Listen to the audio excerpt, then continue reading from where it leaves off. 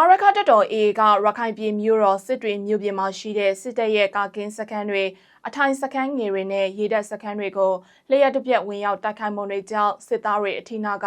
တိစုံမှုတွေရှိနေတယ်လို့စစ်ရေးနှိစက်သူတွေစီကနေသိရပါတယ်